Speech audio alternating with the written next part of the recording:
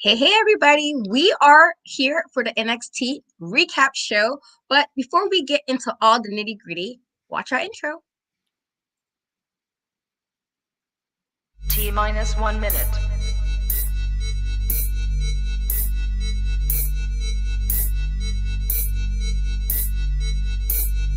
T-minus 50 seconds.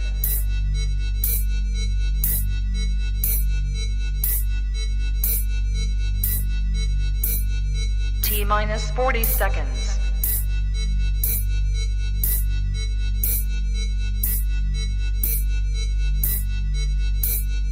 T-minus 30 seconds.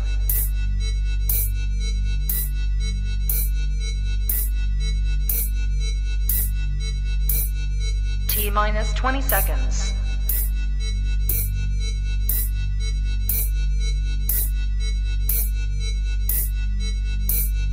Ten, 9, 8, 7, 6, 5, 4, 3, 2, 1, 0. Own it, own it, own it, Kong. I own it. It did. Women's Wrestling Talk, the #1 women's wrestling show on the planet.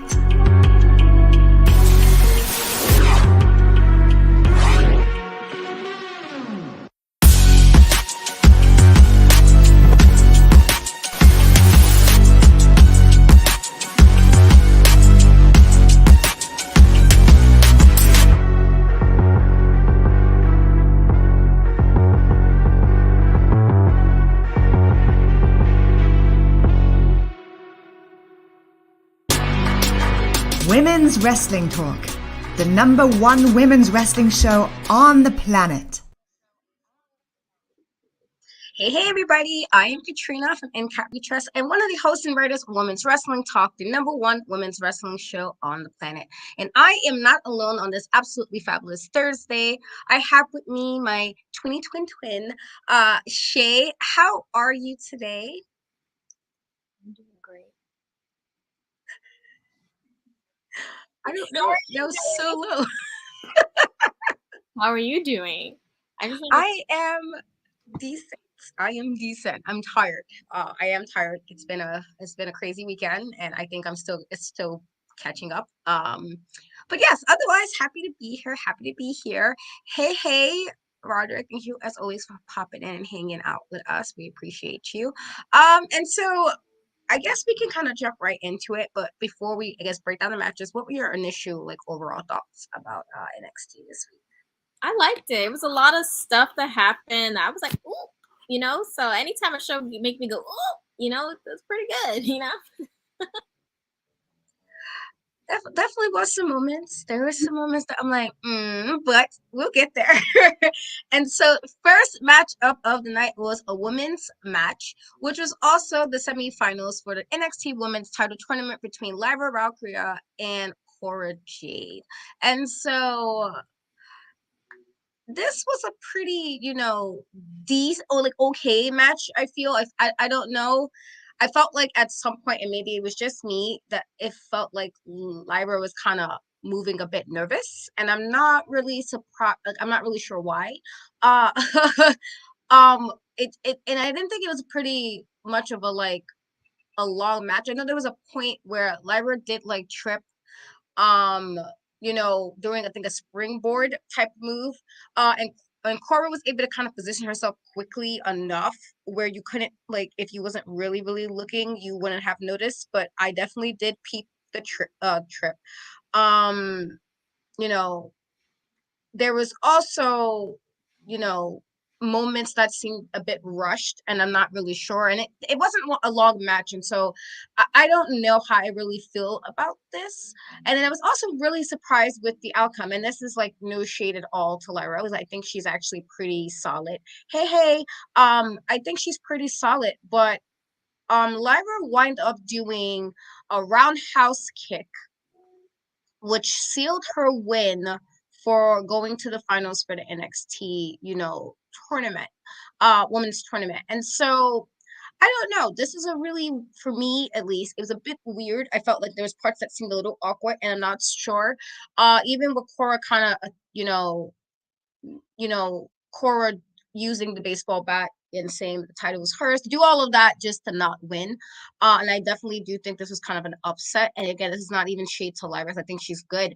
It's just, you know, I don't know. I just felt like something was missing. I you know, I don't know how I felt about this. I didn't know who I thought was going to win this one, honestly, but I do know a lot of people thought it would be Cora Jade. And then even after that, she did tell Mackenzie Mitchell that she don't think she tore anything in her leg and it was bruised, and that was also very weird to me because it's like, are y'all already putting the you know the excuses that if something is wrong with her leg, she's not going to win the title? I feel like they're already put that out there.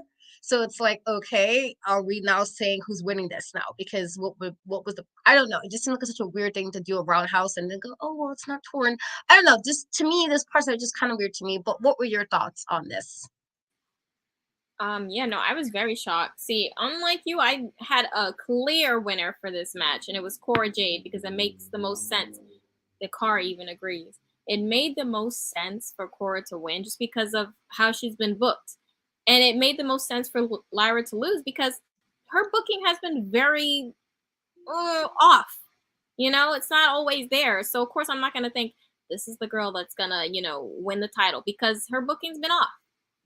I think maybe even her in the beginning tripping was nerves because I think she knew that it was going to be an interesting response from the crowd, which we heard because even after when she got the win, when Cora was hitting her with the pole, they're chanting one more time. Clearly, the crowd had a favorite or someone they thought was going to win, and I feel like it was Cora. I don't understand the about face because I feel like it has been like the road has been leading to Cora, but then out of nowhere, it's just no. Now we have Lyra. Now it seems like they're going in the direction of Tiffany. It looks a lot like Tiffany because, again, Lyra's booking has been so off. I just can't think that they will be like, you know what? This is the person we're putting the title on. Tiffany has had more. Her booking's been better, way better. So it would make just sense in that way now that we see these two lined up as Tiffany probably might be taking this home. Yeah, that's kind of how I felt once. Like, and I said previously, I wanted it to be Cora and Roxanne. And I know there's the Tiffany fans, and I'm told those Tiffany fans shut it. Because this, I felt like their story never finished in the first place. It literally started off of the fact that Cora was upset that Roxanne had a title shot. It literally started, that feud started with Roxanne's opportunity to get the title. So it never finished. I felt like if you were going to finish the feud, this would be the perfect time to finish the feud during this championship because it's like, oh, this is what started the feud in the first place. You know, it started because Roxanne got a title shot. She felt like she should. Cora felt like she shouldn't have got a title shot that soon or whatever, or that, she was better equipped to be champion, et cetera, et cetera. And then she got hurt.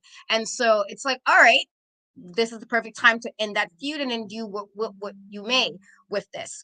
I feel like for people who were saying Roxanne should go to the main roster when she had, I felt like, we gotta pick the side. Some of them people were complaining that they didn't think she was doing well during I think it was a couple of matches ago when it was like a 4-woman and they was complaining that. So either you think she belongs to NXT or you don't think she belongs to NXT, but it can't be because you like Tiffany. Let's change how we feel Roxanne is fitting in. That's not how it works. Again, I do think in some point Tiffany will be absolutely the person you need. I just don't think she's there yet, and that kind of annoyed me. But we're gonna get there because I will. So next up, we did have some action between Davocado and Axiom. And so this kind of made me sad because I felt like this was not one of Axiom's better matches. And I truly believe it was because he was facing Davocado. And again, I'm not trying to, give shade or anything, but I don't know. It's just like Axiom usually gives us really fantastic matches. And I did not get that this week from him. I don't know. It just wasn't hitting. And then it felt like, Axiom was trying really, really hard to kind of get Davocado down. He tried really hard to beat him, but he got squashed. I felt this was a squash. I did not like that at all. Oh, you're gonna have one. I didn't like that at all. He had like he did a two-handed choke bomb, and Axiom lost to it, and I was kind of annoyed because I felt like you think of all of the booking for Axiom's character over the last few months, and it's been pretty good booking. So now all of a sudden it's like, oh, now it's like we're building you. Oh no, we're not. Here we go. And then you lose to somebody who I can't even say remember most of the story outside the fact that he was with Apollo Crews. Like that's literally what I remember from him. And then it was also weird because then we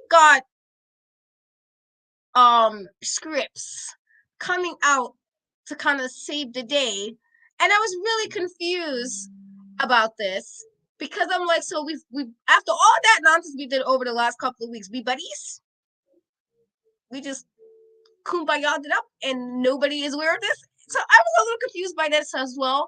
I don't know what the hell he was wearing. I was a little, and that kind of, and so I don't know if they're trying to make them a tag team, and I hope not. It's like, let's stop making these tag teams after you beat up somebody or the person loses. All right, guys, let's have a tag team. That's what they did with Alba Fire and Isla Dawn, where Alba kept getting beat up, and it's like, all right, here's tag team.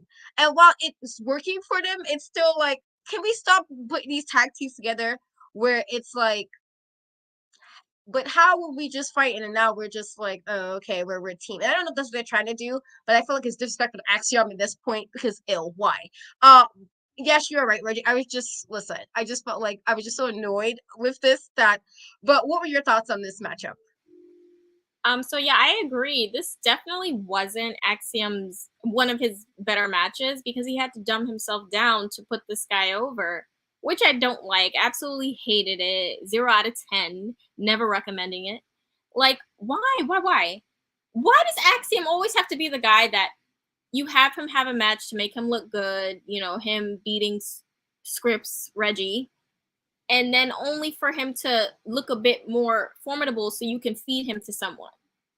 I absolutely hate that. This is not even the first time they've done that. Why do they keep disrespecting Axiom? He's literally one of the best wrestlers in NXT. I don't get it. It's very frustrating. Now we have to deal with this.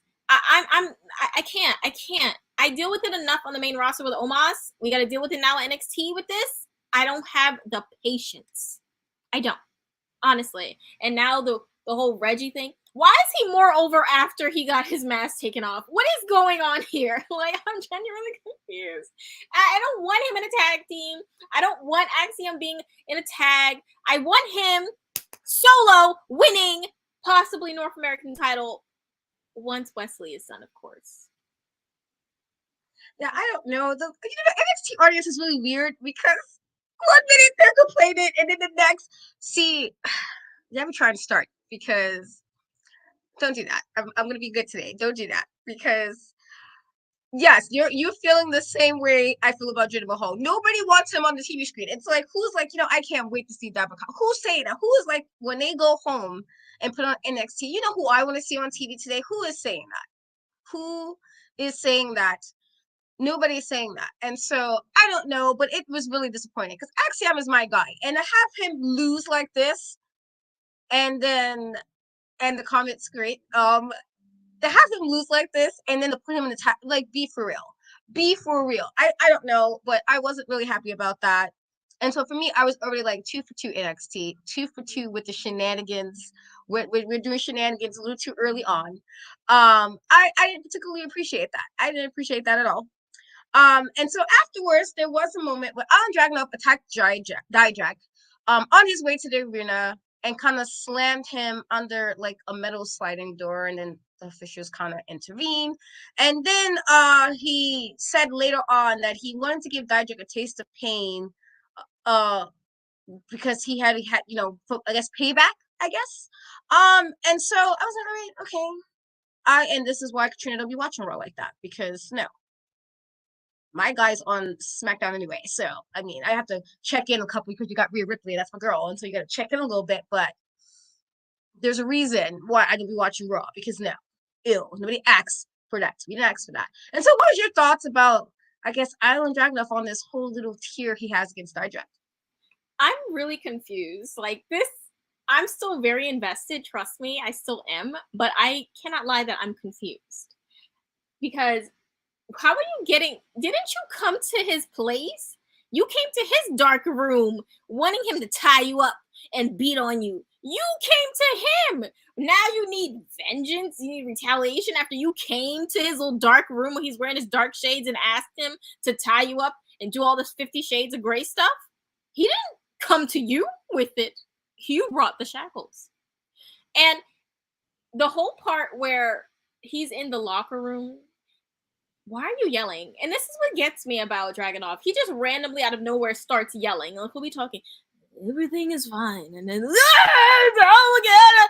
Why are you yelling? And then obviously Dijak burst in the room because he heard you yelling down the hall probably. And then you guys fight again. This is getting out of hand. But I'm really excited because I really think their match is going to be sick.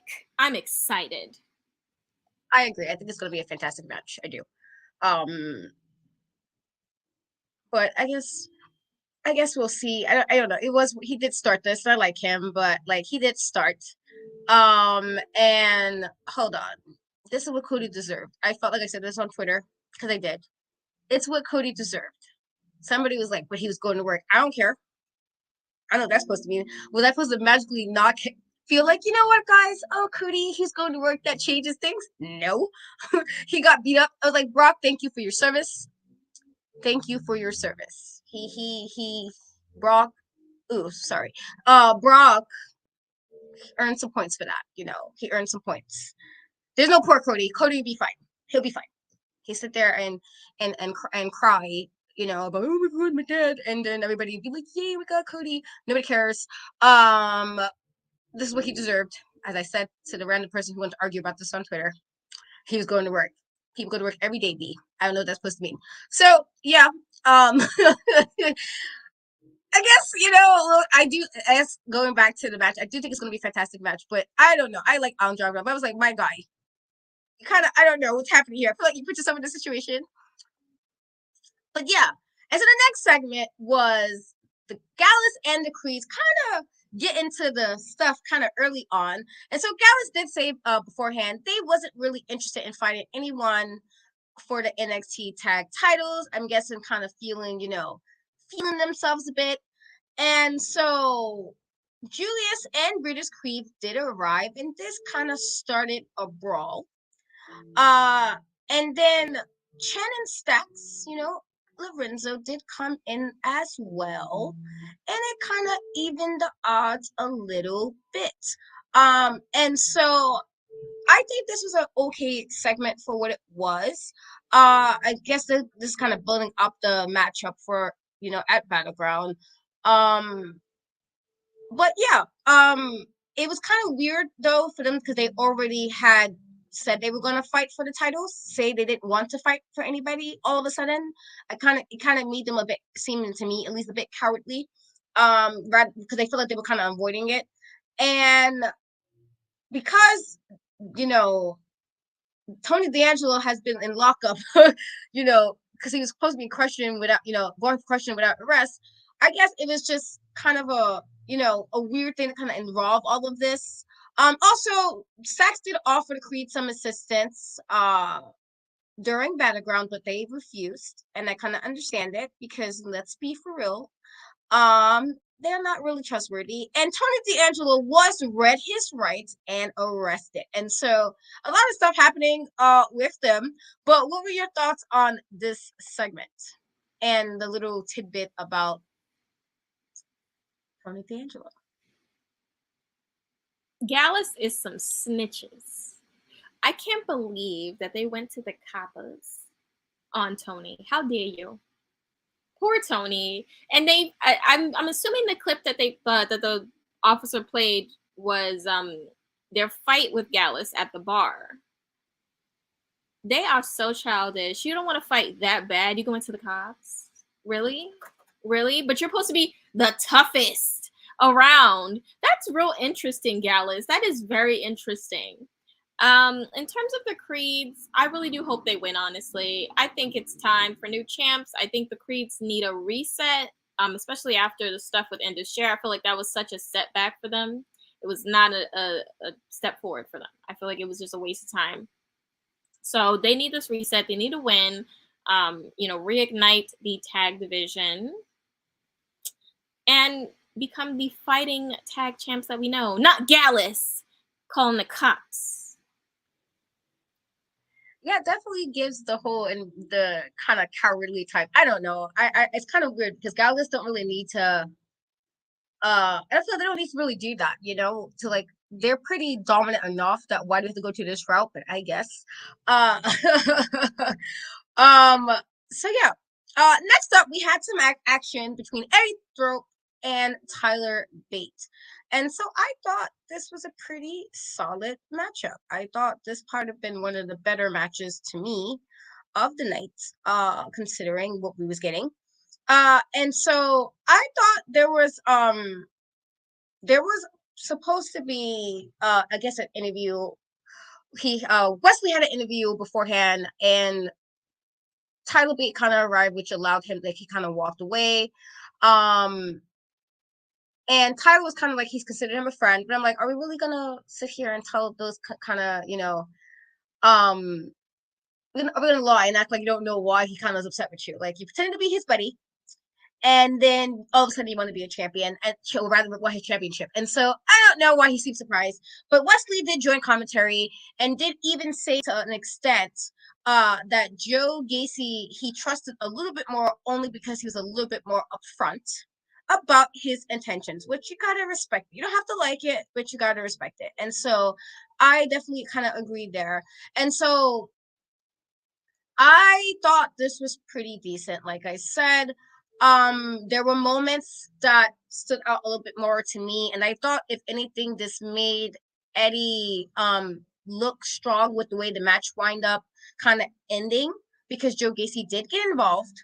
And it made I felt like to have him lose a kind of in this way because Tyler Bate wind up winning the match.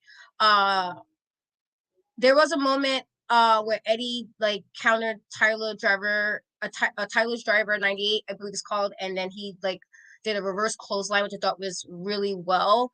But he, Tyler Bate did it one more time, and that was what took him out of this match. But again, Joe Gacy did come in and kind of, did what he needed to do after the match, leaving kind of both of them kind of laid out in the ring, which again is setting up for this triple threat that we're clearly going to get. Or rather, so we see that happening. And then afterwards, Tyler Bate and Wesley kind of got into like a little shoving thing, and Joe Gacy kind of walked away after this. And so clearly the friendship is kind of gone after all of this. And I'm not even sure who I'm going to say is actually going to win this, matchup because it can kind of really go either way, honestly. But I guess we'll see. I do think at least they're setting it up a little better that we know it's going to be triple threat and it's looking a lot more better and not kind of just thrown together. They're building up a little bit to it. And so I guess that's cool. But what were your thoughts on this matchup? You already know I was happy. I was in my element. And then I seen that they was gonna. I was okay. Listen, initially I was like, I don't like my faves fighting because I don't know who to cheer. I just cheer both, but I was still conflicted. Then when the match happened, I was like, yeah, they ate it up as I knew they would. I loved how they structured this match because it, as you said, it did make Eddie still look like a player. He looked like a person who's definitely going to be a problem later down the line. He didn't just get squashed. That was my worry because I know sometimes they like to not give a lot of slack to people who aren't in like present, feuds in at the moment. Like they kind of, prioritize the person in the feud and have them look so great and kind of just like disregard how the other person looks. They didn't do that this match, which I was very happy with. Wes, I get it. Tyler, you should have just said it. But I feel like they're also dragging along Tyler's turn because I think Tyler is going to turn soon, but it's dragging. Like he could already have turned by now. Like let's get it going. And I think it might be at Battleground, personally. But I really did love this match. Booker T was cracking me up on commentary. That man is so funny. Like the things that he says, like, and Wesley and him just like, oh, we here. I get you. Like, just calm down, all right? Tyler's a good person. He just kind of messed up a bit.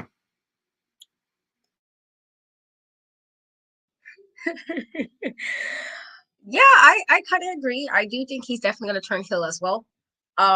Even though I'm gonna have to agree with it seems like Wesley is being a lot more, but maybe it's just I mean it'll be surprising if they kind of swerve us and it's Wesley who become heel because he's feeling away.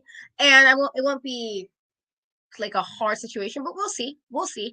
And so next up we had some more action between Nathan Frazier and Noam Dar. And so I actually thought they had really good chemistry in this, honestly. I thought their chemistry was really, really well done, at least for me. And I felt like they probably had the most time throughout the night with as far as like time to work a match. There was moments when Nathan kind of bounced off the ropes kind of repeatedly, kind of stopping and readjusting himself to kind of avoiding Gnome's counters, which I thought was really smart. And then he also sent him to the floor with a single leg drop kick, which I thought was a running single leg drop kick, which I thought was pretty solid. I thought if anything, they have like really good offense sequences, and I thought I really, really appreciated like that stuff between them. I would like to see them kind of actually again, just to kind of really see like what else they can do because I thought they had really good chemistry between them. Again, really good offense between the both of them. And while I feel like I don't know if Noam Dar is really like if he's connecting as much as Nathan, I feel like Nathan's connecting to the crowd a lot more better. Um, I guess it's also a weird thing because Nathan Frazier wind up winning this matchup. Dragon Lee kind of distracted, and Nathan kind of did a top suicider into a Phoenix Splash and won the match. And so I do think it was the right call, personally. I do think it was the right call to have Nathan Frazier win, but it was also a weird situation for me to, because he's supposed to be the Heritage Cup champion, and this is his second match loss. And so it's a weird, like, oh, okay, it's weird to have the guy losing if he's supposed to be your champion at the moment, and he's just got back to the brand, and so that for me was a little weird, I guess. But otherwise I thought this was probably the better matches of the night. I thought it was really solid work. I wouldn't mind seeing them wrestle again, honestly. What were your thoughts on this matchup? Oh yeah, this was such a good match. Definitely my favorite match of the night for sure. Like they killed it. And my thing with Nathan is it's gonna get very hard. The more that they put him in matches, it's gonna be very hard for them to explain away why he doesn't have a title around his waist. Because every time he goes out there, the crowds are chanting, "This is wrestling!" Oh my god! Every time, it's always for every match that he has. So at some point, they're gonna have to address that. It's a lot of people right now for the North American title. Like I could see a lot of people for that, but it's like I don't want Wesley's reign to end at the same time. Like I don't know. Like I'm so conflicted when it comes to that. In terms of the NXT title, I really don't know who to go for that right now. I don't think Nathan's ready for that just yet, but he is on the way. Trust. Noam losing was a little confusing to me, especially going into a match. This coming Sunday. Um, but I mean, I'm sure they have they have a reasoning behind it. I really do think Noam is probably going to retain. I don't see him losing, especially after all the losses he's taken so far. It just would be crazy to do that to him, to bring him just for him to lose, and also him talking to the little statue trophy. That's a little concerning. So when he was gone for all that time, I just would like to be a fly in the wall. Maybe we could do like a one of those small little shows on YouTube or something. We could have lost files of what he was doing with that trophy for all that time alone, because he's a little too comfortable. And I want to see who he finds as his corner man, because I believe they're supposed to have a corner man for the match. I mean, he didn't have much luck with Oro Mensa, so we'll see. I agree, definitely agree. And so next up, moving right along, we had a matchup between Tank Ledger and Hank Walker. I already know how you feel about Hank. But it was decent, and so it was decent. It was decent. And so I thought that this was a really short match as well, though. And I don't know what was happening with NXT this week, where everything seemed really short. But I felt like in the beginning they did exchange a couple of haymakers, kind of opening it up the match. And there was moments where it looked like they might have been a bit equal as far as what they can do to the extent. I felt like they should have had a little bit more time, honestly. Because I felt like if they got a little bit more than the 2 minutes that they got, it could have really worked.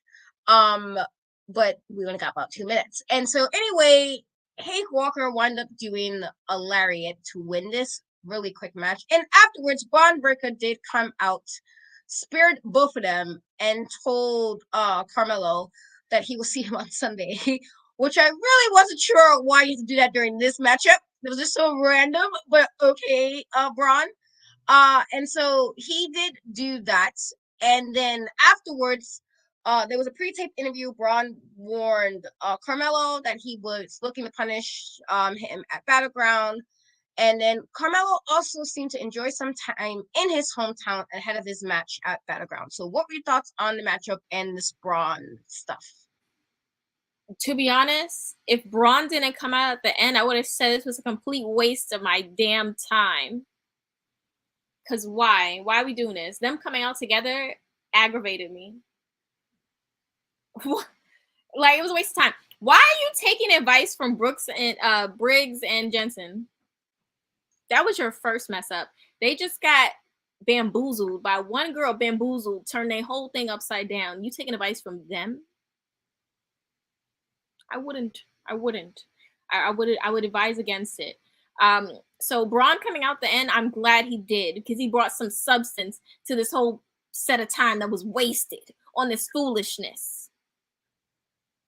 A damn lariat.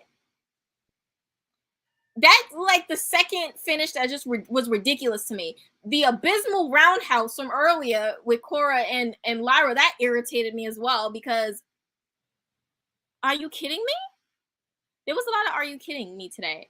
And Bron, that whole segment back, that let me know that he's not fighting with Carmelo. This is not about Carmelo. He's fighting with the NXT universe. He is pissed, as he should be, because y'all disrespectful, booing him like that. He was like, I was signing all this stuff, doing all this, and you boo him? You boo him? I want Bron to just swerve everyone. I wish they would have the match in the Performance Center. What I would have did, how I book it, Bron walks up and then just starts spearing everybody in the audience and leaves Carmelo, because that's the real people he wants to fight. The NXT audience. Just spear them and leave. That's what I would do. Not to spear them and leave. I mean, I don't know. He thought, I'm like what? Again, like, you don't really like Hank, and Hank's but I'm like, he did nothing. He just was like, you know what, guys, here you go. Like, he just like spears for everybody. That's what he did. And I was a little annoyed about them coming out together, because I'm like, all right, I get you guys are buddies, but why? We don't need to be like kumbaya to the ring. That's not weird. Like, I feel like, come on, like, let's have some standards here.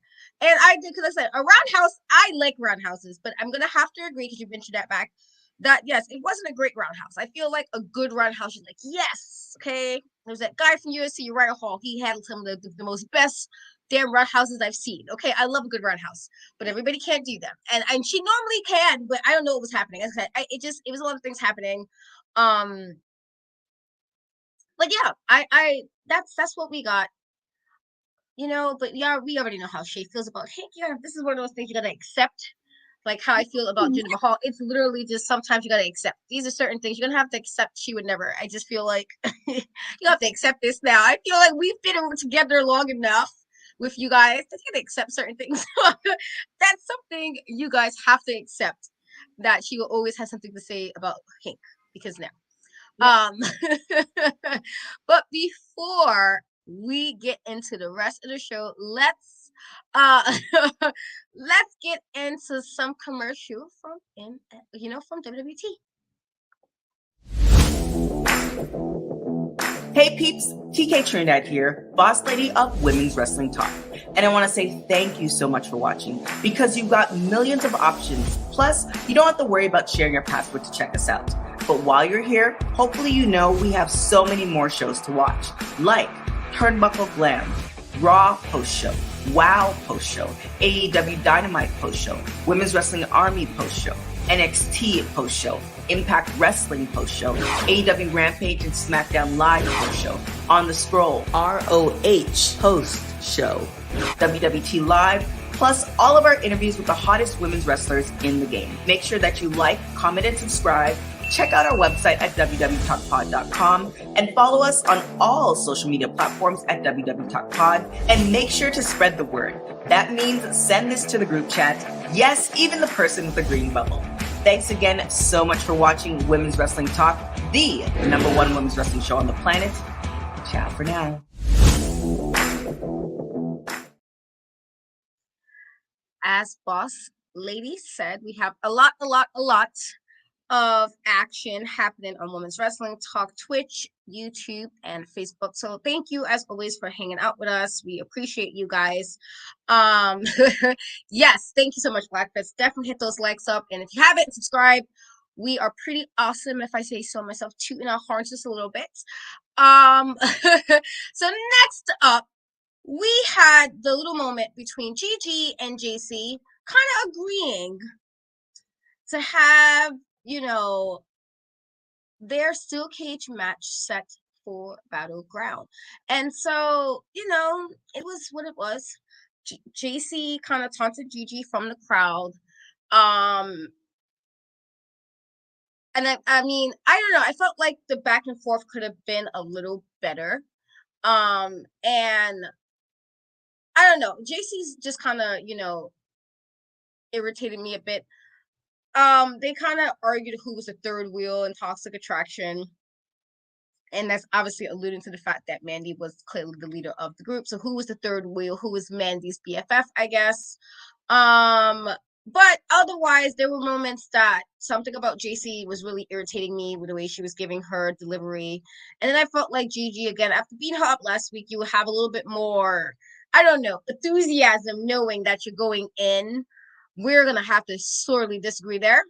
I felt like they gave more at different times, and this was not one of them. I felt like there have been times when we really saw them, like, when GiGi, like it just, I don't know, something was off with Jacy. It just didn't seem like it was hit with the audience either. And I felt like if GiGi, this is like, oh, this is the end all be all now. Clearly, this is what this is going to lead up to. This is going to be a steel cage match. All hell's going to break loose. You would think they would make this feel more energetic, and I did not get that from them in this. I don't know. And I feel like, would this have, like, now people who wanted them to go to the main brands, would this have worked this well? Like, would this have worked well if you was at a Raw SmackDown and this was the delivery? I don't think this would have worked. And, you know, that's, I guess, why they're in the NXT still. But I don't know. But we are going to get the steel cage match for next week. But otherwise, that's pretty much what it was. I just felt like this could have been done better, considering it's supposed to be to that match. It's going to be the match that's going to be the, I guess, the end of this feud. So you would think you guys would be pumped up, like, all right, yes, or something that make me feel like, all right, we taking it seriously enough. I just was like, I mean, I guess this is where we're going. But that's just how I felt. What were your thoughts on this segment? You know, I actually really love this. I thought they had a lot of fire behind it. I've always really liked Jacy's delivery. I think she's a great mean girl. I felt like the crowd was very I feel like because it's NXT and they have their favorites, and GiGi is one of the favorites, I feel like the crowd was very invested in it. And I feel like GiGi gave a lot of energy, especially with her freak ass bitch. I loved it. I loved the delivery. I thought it felt like she gave that from like the deepest part of her soul when she said bitch. I said, damn, do you really like her? Like, it's this might be real beef, real life.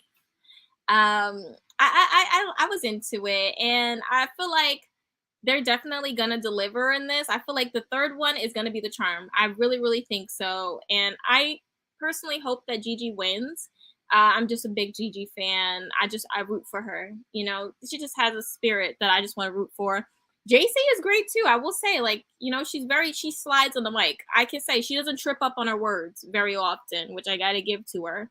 And she's slowly coming into her own. Do I think it's time for them to go to the main roster yet? No, I think they could still definitely get some miles on them in NXT, but I'm excited to see what they pull out. You know, GiGi is a very hardcore person, so I'm hoping that they take this as far as they possibly can. I want to see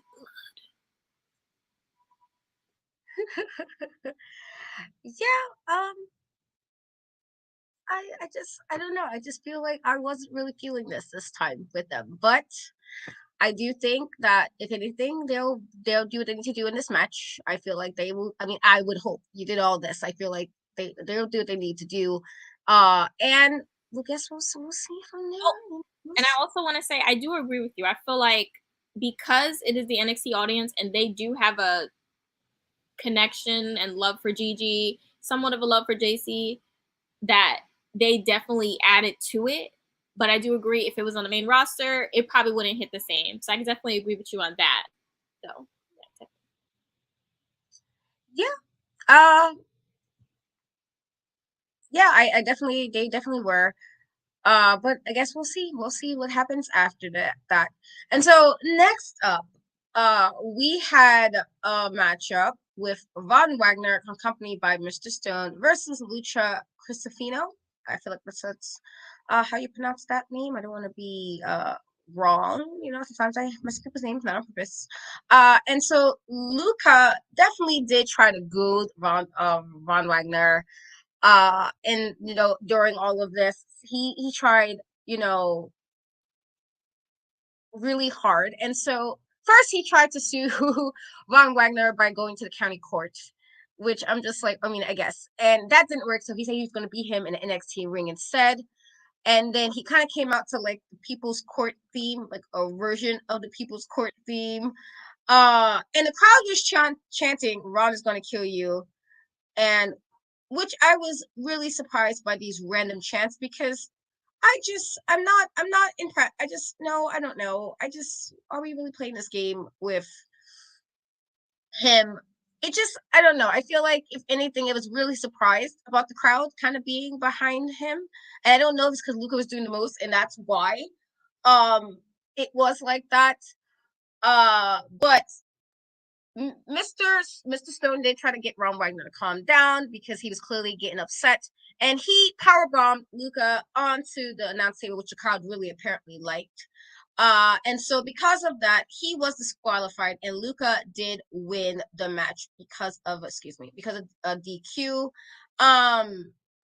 But it was just like, I mean, I guess if this is, I was a little surprised about the crowd again liking him. I was just like, where was you guys' energies all these months? Because I'm still not impressed. I don't know. I was just like, I mean, I guess.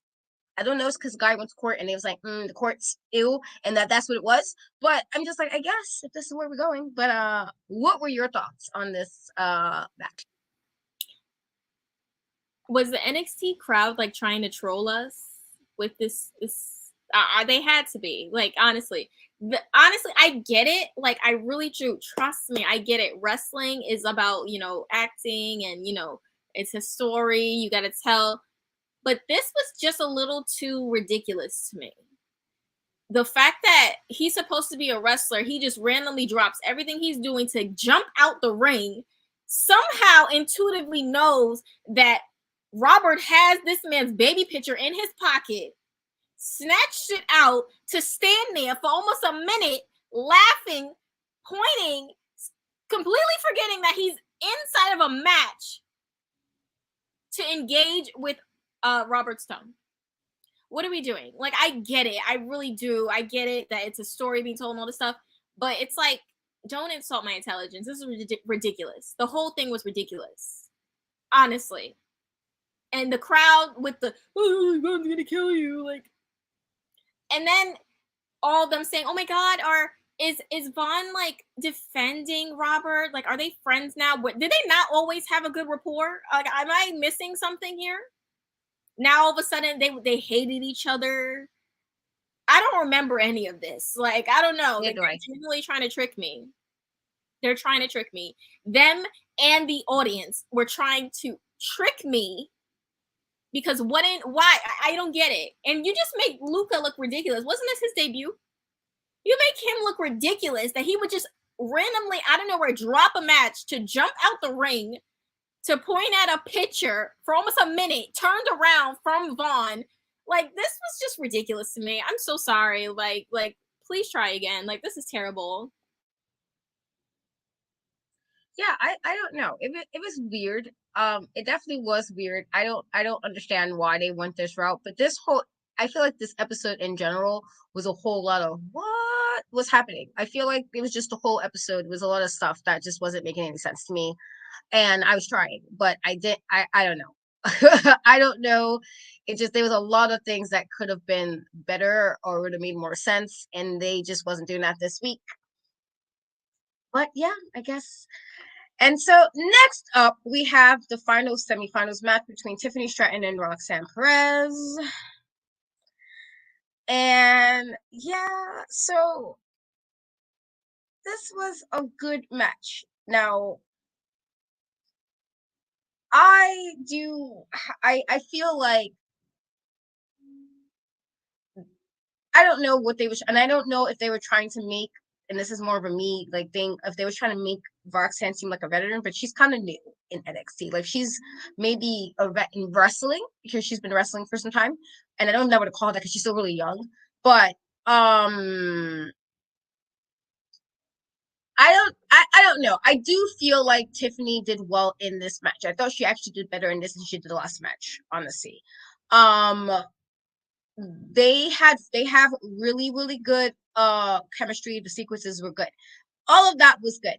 I actually thought that even when they kind of slowed the match down, we can kind of see the moment where there's some kind of story where Tiffany clearly is the bigger one as far as size. Roxanne is small. She's more like having to work a little harder, in general, because she's a smaller woman in stature. And so there was good. There was moments where I think Roxanne did like Tiffany kind of caught Roxanne and diving, and then she kind of transitioned into a rolling fireman's carry, which I thought was really good. And then Roxanne did like duck the moonsault, and then did a test press, I think it's called, which I thought was good. There was also a really good moment where Tiffany did spine buster, and then Roxanne did like a Frankensteiner, sent her back to the ring with him, and I thought was really good. And so there were moments that I really did enjoy. However, having Tiffany do like she reversed Roxanne's pop rock, and I was like, all right, here we go. I was gonna be some shenanigans, and she kind of hit throat first onto the top rope. And then she then did a rolling fireman's carry and did the prettiest moonsault ever to win and make it to the finals, which will now make her, the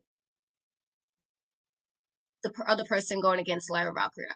And so this was my issue with this. Oh, before we get into what I'm about to rant about, there was also a moment where Roxanne got attacked by some random masked person going back, which I don't know who this was. And I was trying to figure out by body shape, but I can't really tell. I don't really know who it is. And I was like, I guess. So now we're doing this. And then, obviously Lyra and Tiffany did the little what we expect, a little stare down because they will be the ones finals. And obviously this told you this was gonna probably be who was gonna win the match. Clearly they were gunning for this. I was like, all right, we're playing games. And so this is my thing. I do think this is probably one of the better matches of the tournament.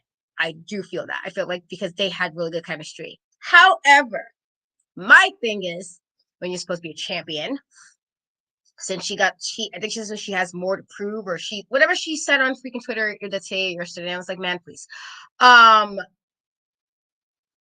My thing is, you're supposed to be on point in every match. If you're going to talk about you're going to be the women's champion of NXT. And there's like last week, she literally wasn't on it. She was on point. And it might have been because she was fighting Roxanne. And maybe that was the reason was. Maybe because she was fighting Roxanne. Roxanne is, solid in the ring. Maybe that's what it was.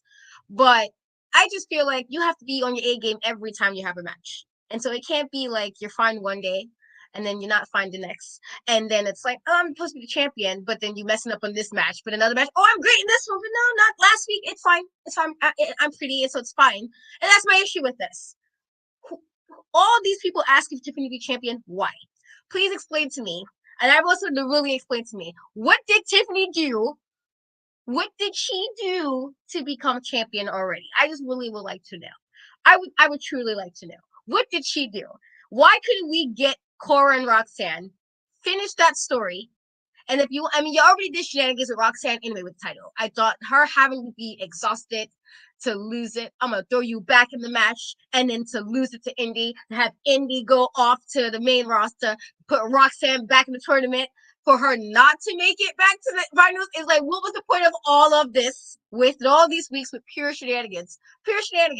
And then this is what we get. We get Lyra, who doesn't look like she was sure why she was winning. And then we get Tiffany, who is a give and take the week with depending on how well she do. Depending on the week and the opponent, will depend on how well she does in the ring.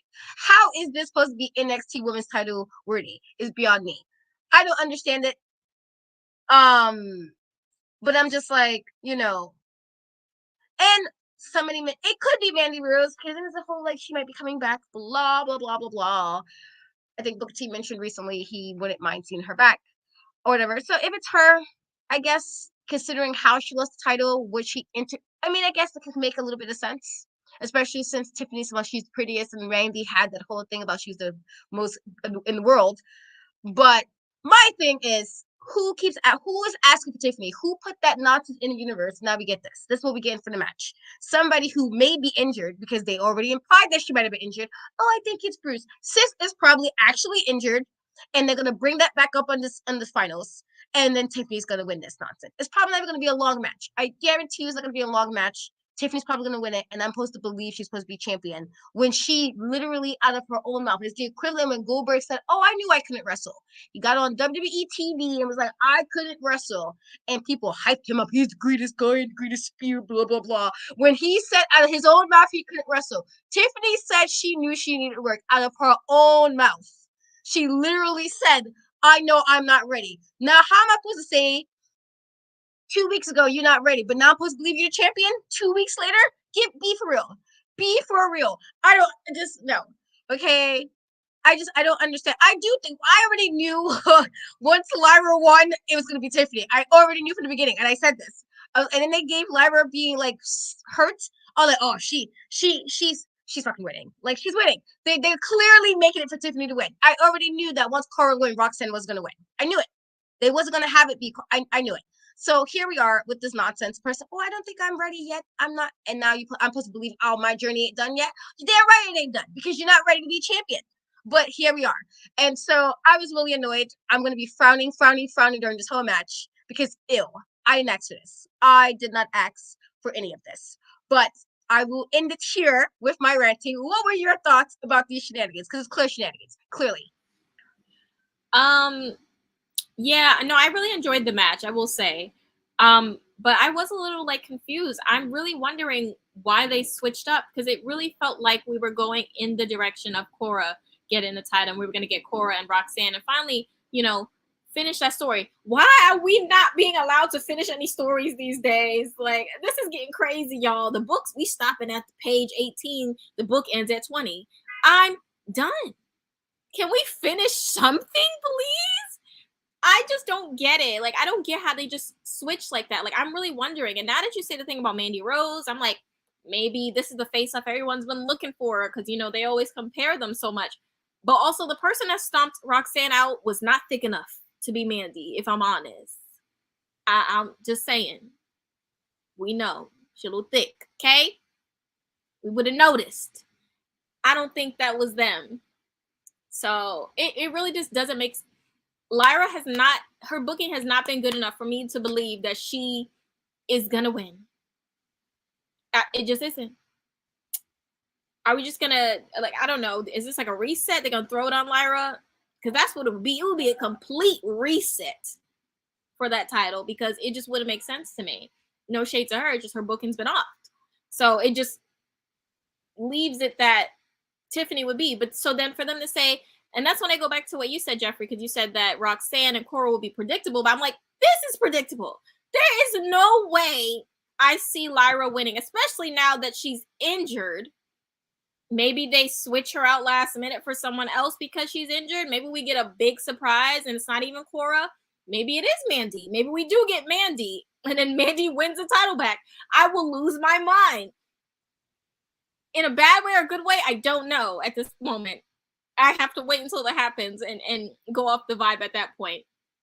I have no idea what is going on. And I guess finally we know the attacker, they graduated from the parking lot and now they attacking people inside the building, because I told you that outrageous behavior in the parking lot is now going through the entire building because they're not getting under order because Hank and Tank are not securing shit. I mean, things. They're not securing things. So yeah, that's where I'm at.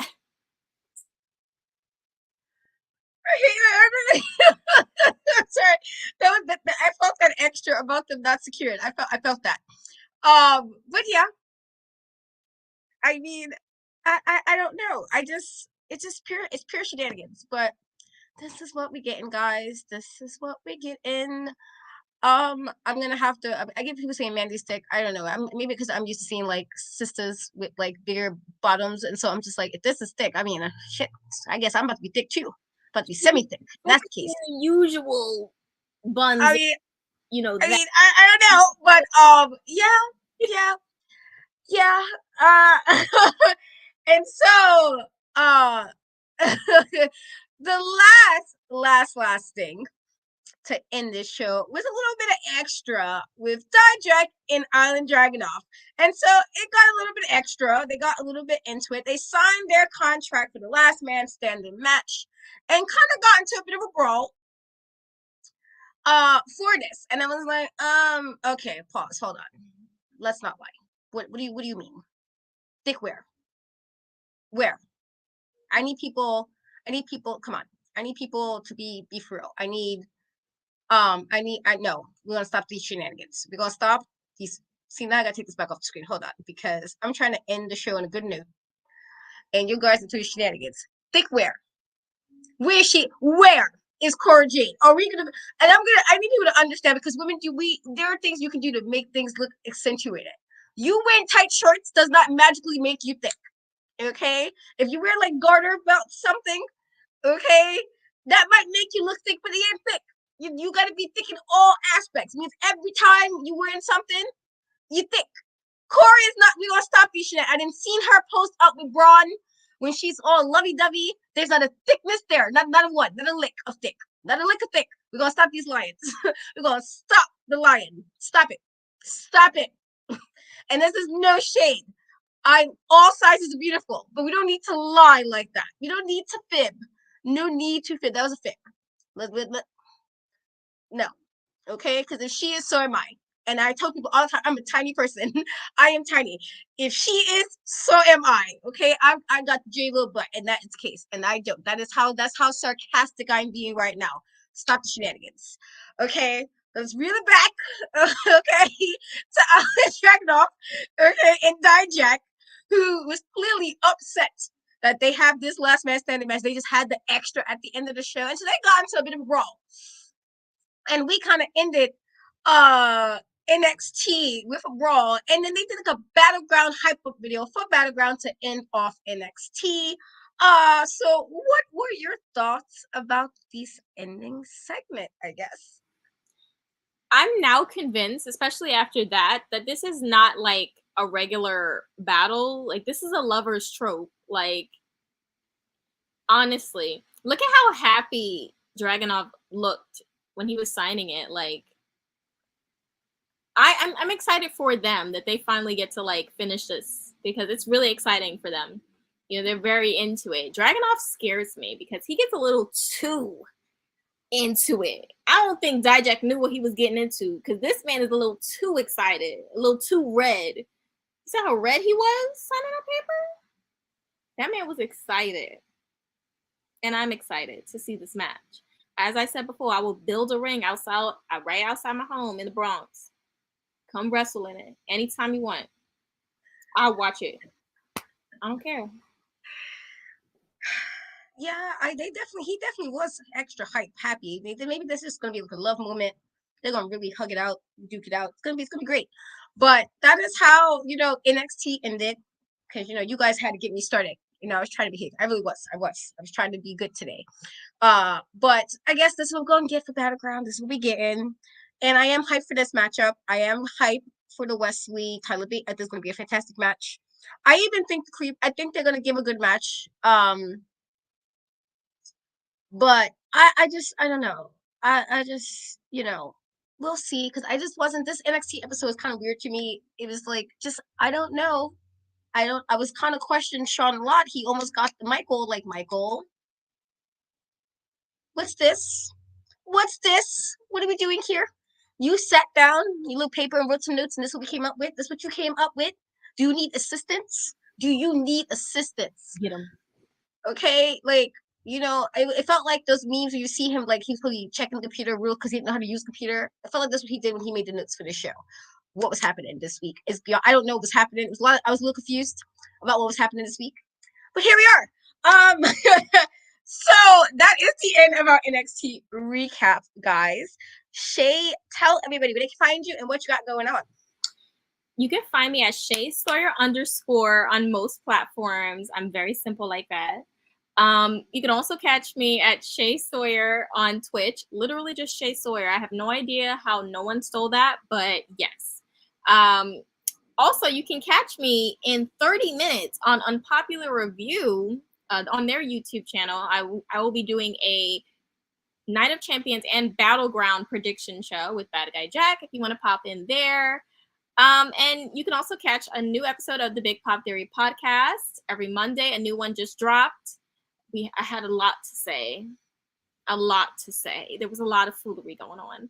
And yeah, you can catch me right back here Thursday for Women's Wrestling Army at 5. And then NXT with this, I gotta do it here, I always forget, this amazing, fantastic, iconic, never been done before human right here, Miss Cat for NXT.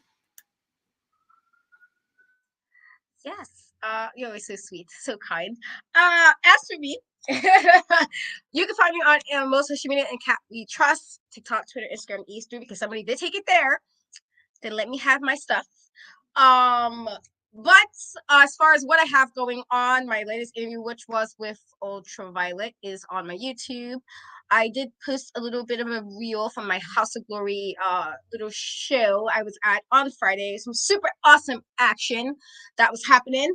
I did make my commentary debut for CCW, and it is on YouTube now and on Title Match Network. And I was just like, oh my God, that's me. Hello. And I felt really happy about that. And so if you want to catch me do some commentary, check out Flatline for CCW. It is on YouTube and also on Title Match Network.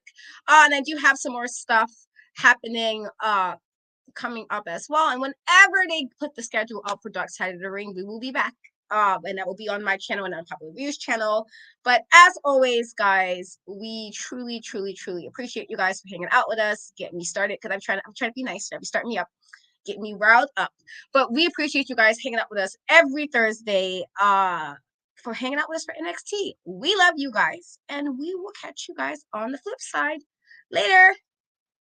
Women's Wrestling Talk, the #1 women's wrestling show on the planet.